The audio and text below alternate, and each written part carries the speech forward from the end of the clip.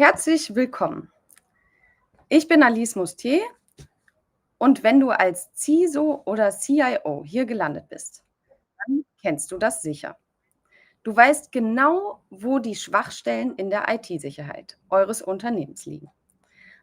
Aber bei der Geschäftsführung stoßen deine Budgetwünsche regelmäßig auf taube Ohren. In diesem Video zeige ich dir, wie du deine Argumentation strategisch aufbaust, um deine Geschäftsführung endlich zu überzeugen, sachlich, nachvollziehbar und mit einem klaren Return on Investment.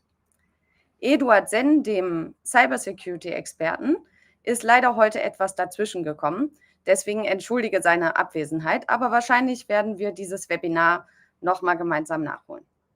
Also abonniert einfach diesen YouTube-Kanal unten, presst oben die Glocke und ihr werdet regelmäßig auf dem neuesten Stand gehalten. Ich bin auf dieses Thema gestoßen durch meine Telefonakquise, als ich NIS-2 verpflichtete Unternehmen gesucht habe. Denn immer wieder hieß es am anderen Ende der Leitung bei den IT-Verantwortlichen, wir wissen, was zu tun wäre, aber wir bekommen einfach keine Mittel von der Geschäftsführung. Dabei ist mangelnde Cybersicherheit kein technisches Problem mehr, sondern ein unternehmerisches Risiko. Und genau da liegt der Schlüssel. Du musst nicht nur technische Notwendigkeiten kommunizieren, sondern unternehmerische Auswirkungen. Denn Geschäftsführung denken nicht in Firewalls, Patches oder ISO-Normen. Sie denken in Risiken, Kosten, Haftung und Reputation.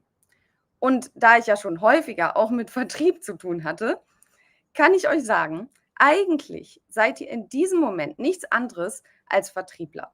Ihr müsst eure Ideen an die Geschäftsleitung verkaufen, sodass sie Gelder dafür bereitstellen. Und ich weiß, solche Kopfmenschen wie CISOs und CIOs sind nicht immer die besten Vertriebler. Aber ich durfte schon viele Kopfmenschen darin unterstützen, ihre Produkte und Ideen in Vorträgen besser darzustellen. Und deshalb glaube ich, auch euch jetzt gute Ideen mitgeben zu können. Aber wie ich es so oft schon erlebt habe in meiner 9-jährigen Menschenbegleitung, die besten Ideen werdet ihr am Ende selbst haben. Aber jetzt erstmal ein Perspektivwechsel.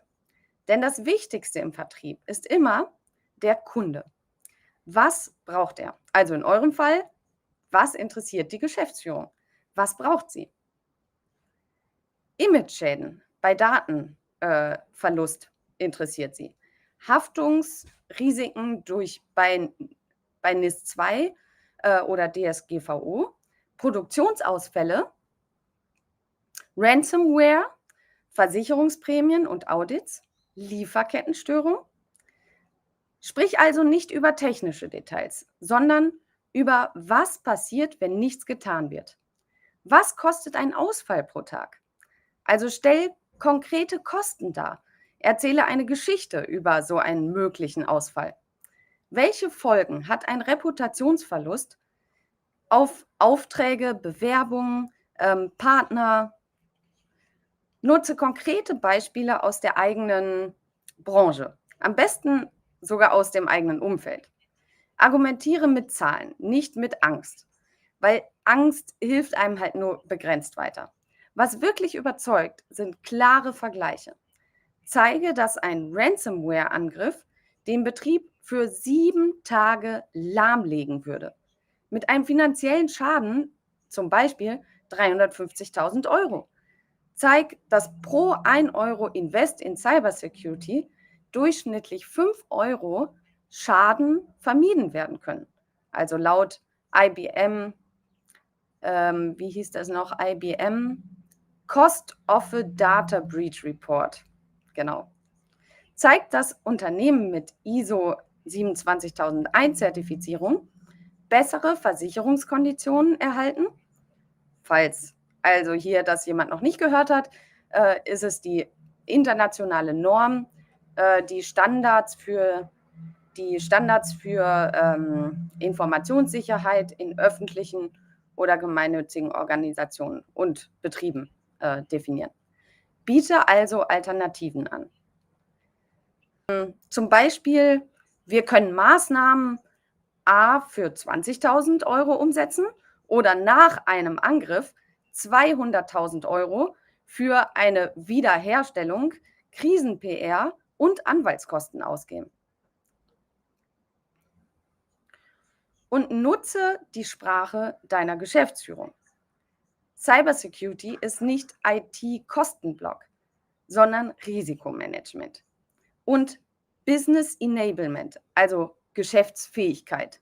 Sag nicht, wir brauchen ein neues SIEM-Tool mit besseren Dashboards, sondern wir möchten Angriffe 30% schneller erkennen und um Produktionsausfälle zu verhindern. Das spart x Euro und erhöht die Lieferfähigkeit. Sprich also in Ihrer Sprache. Return on Investment. Investitionssicherheit, Geschäftsfortführung, regulatorische Resilienz, Wettbewerbsfähigkeit. Und jetzt interne Kommunikation verbessern. Beziehe deine Geschäftsführung frühzeitig mit ein. Erkläre nicht nur, was gemacht werden soll, sondern auch warum und was passiert, wenn man es eben nicht tut. Und mögliche Formate wären da zum Beispiel Cybersecurity Report und Vorstandspräsidium, Tabletop, Mist, jetzt fallen mir die ganzen Wörter nicht mehr ein. Moment. Simulierte Vorfälle, Tabletop Exercises, das war's. Compliant Monitoring Dashboard. Oh Gott, diese Begriffe sind immer manchmal schwer auszusprechen.